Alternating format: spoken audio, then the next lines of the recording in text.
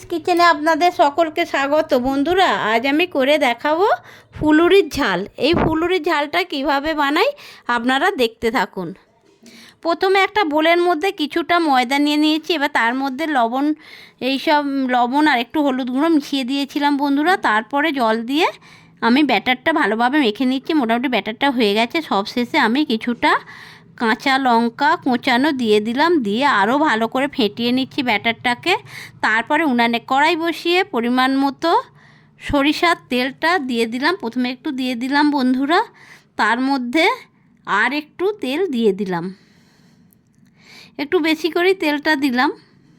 তেলটা দিয়ে বন্ধুরা গোল গোল করে আমি ফুলুরিগুলো ছেড়ে দিচ্ছি। এইভাবে ফুলুরিগুলো আমি গরম তেলের মধ্যে ছেড়ে দেব বন্ধুরা। এক এক করে তেলটা দেখুন কতটা গরম হয়ে উঠেছে। যে কোনো তেলে ভাজার সময় বন্ধুরা তেলটাকে খুব ভালো করে গরম করতে হবে। এর মধ্যে আমি এক এক করে ব্যাটার থেকে ফুলুরিগুলো ছোট ছোট করে কেটে দিয়ে দিলাম। এক পিঠ আমার হয়ে গেছে বন্ধুরা, দেখুন। আর এক পিঠ উল্টিয়ে দিচ্ছি। এইভাবে আমি উল্টিয়ে দিতে থাকবো যতক্ষণ না আর একটা পিঠ লাল লাল করে ভাজা হয়। আর হ্যাঁ, আঁচটা একটু কমিয়ে রেখেছি, কেননা ভিতরে একটু গদগদ করবে তো, কাঁচা ভাব থাকবে। সেইটা ভালোভাবে ভাজার জন্যে একটু আঁচটা নরম করে দিতে হবে। দেখুন বন্ধুরা, মোটামুটি আমার লাল লাল করে ফুলুরিগুলো ভাজা হয়ে গেছে। এক এক করে আমি তুলে নিচ্ছি বন্ধুরা। এইভাবে আবারও কিছুটা ব্যাটার ছিল, ওই গরম তেলের মধ্যে আবারও ফুলুরিগুলো আমি ছেড়ে দিচ্ছি বন্ধুরা। এটাকেও আমি ওইভাবে লাল লাল করে ভেজে নেব। দেখুন বন্ধুরা, আমার ফুলুরিগুলো ভাজা হয়ে গেছে। এবারে একটা পাত্রের মধ্যে ফুলুরিগুলোকে সব ফুলুরিটাই একসাথে তুলে নিয়েছি বন্ধুরা। এবারে ওই যে কড়াইয়ে তেল ছিল তার মধ্যে ডুমো ডুমো করে ছোট ছোট করে কেটে রাখা আলুগুলো দিয়ে দিলাম বন্ধুরা।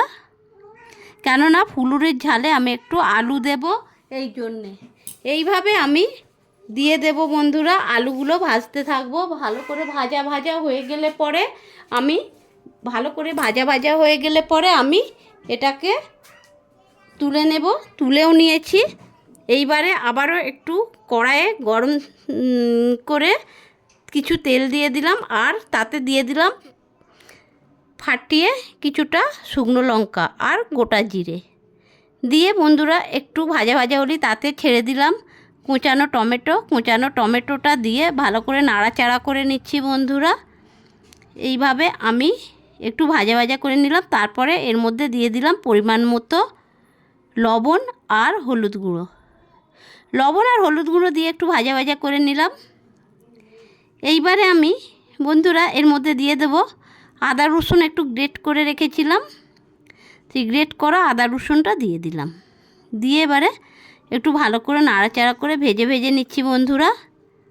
এইবারে বন্ধুরা এর মধ্যে আমি দিয়ে দেব কিছুটা গুঁড়ো লঙ্কা। ভাজা করে নিলাম। এইভাবে আমি দেখুন বন্ধুরা, এইভাবে ভাজতে তেল ছেড়ে দিয়েছে আস্তে আস্তে করে। এরপরে দিয়ে দিলাম সেই যে ছোট ছোট ডুমো করে কেটে রাখা আলুটা ভেজে রেখেছিলাম। সেই আলু ভাজাটা মশলার মধ্যে দিয়ে দিলাম বন্ধুরা। ভালো করে কষিয়ে নিলাম। এইভাবে ভালো করে কষিয়ে নেওয়ার পরে এর মধ্যে পরিমাণ মতো জল ঢেলে দিলাম। জল ঢেলে দিয়ে এবারে খুন্তি দিয়ে ভালো করে নাড়াচাড়া করে দিচ্ছি বন্ধুরা। দেখুন বন্ধুরা কত সুন্দর রং এসেছে তরকারিটার। এইভাবে ফুটে উঠেছে প্রায় তরকারিটা আমার শেষের দিকে। এবার সব শেষে এতে একটু কসুরি মেথি হাত দিয়ে মুচড়িয়ে দিয়ে দিলাম বন্ধুরা। কসুরি মেথিটা দিয়ে আবারও খুন্তি দিয়ে একটু নাড়াচাড়া করে দিচ্ছে।